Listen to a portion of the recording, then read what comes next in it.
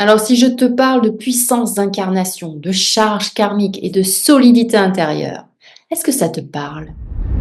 Bonjour à toi et bienvenue dans cette vidéo. Alors aujourd'hui, je t'invite à découvrir le numéroscope Vitalité 2026 pour le chemin de vie 22, que l'on appelle aussi le maître bâtisseur. Alors, si tu ne connais pas ton chemin de vie, sache que je t'ai mis dans le descriptif de la vidéo tout le calcul pour le découvrir. Alors, donc, si ton chemin de vie est 22, eh bien, tu es quelqu'un qui incarne une énergie exceptionnelle de construction, de matérialisation et de responsabilité collective. Tu es, je dirais, porteur, porteuse d'une vision à long terme avec une capacité rare à transformer des idées élevées en réalisations concrètes. Il faut le savoir, ton énergie est puissante, elle est structurante et elle est tournée vers l'impact durable. Mais cette puissance a un prix. Et oui, parce que en 2026, ton corps peut te rappeler que porter grand nécessite une base solide. Donc si tu es en chemin de vie 22, eh bien 2026 est une année de réajustement profond entre mission, incarnation et vitalité. Alors, elle ne te demande pas de construire davantage, non, mais de vérifier sur quoi tu construis. Alors, si tu es fatigué, euh, je dirais que ce n'est pas une fatigue ordinaire. Elle n'est pas liée à un simple surmenage.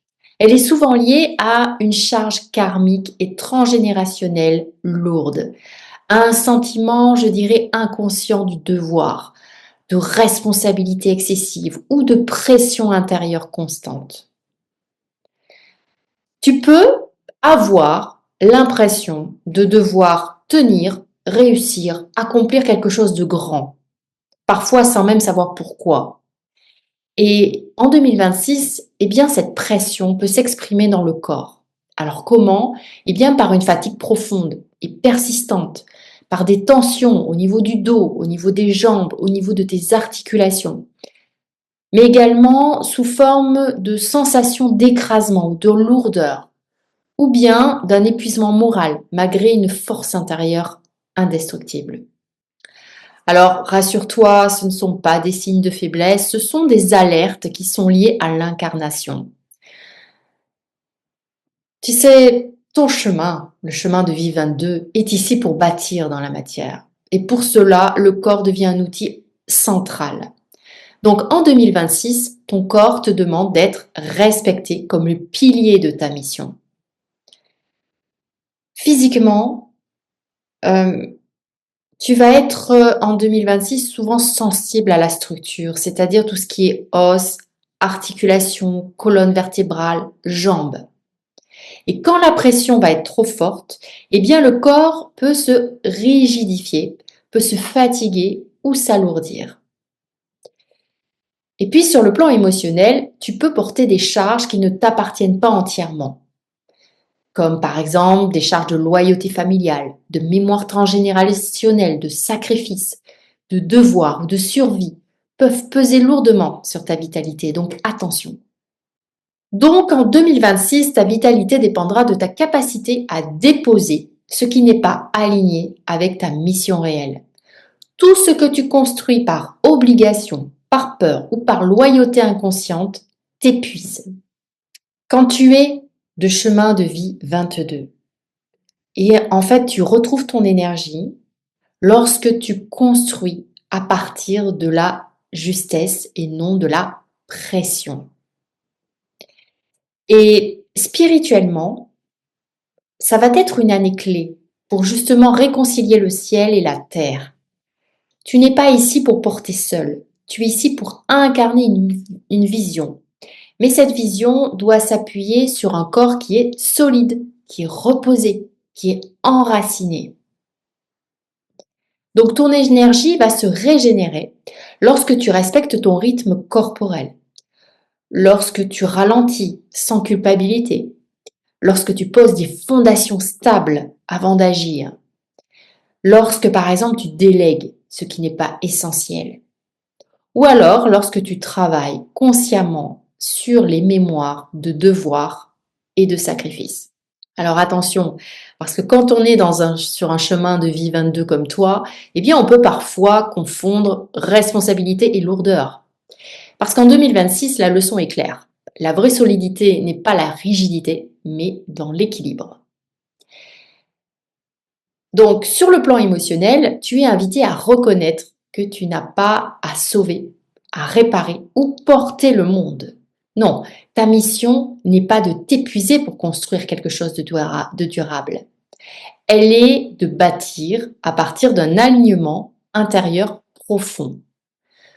Donc, quand tu respectes ton corps, eh bien, ton énergie devient stable. Quand tu honores tes limites, eh bien, ta puissance s'ancre. Et quand tu construis depuis la justesse, eh bien, ta vitalité te soutient.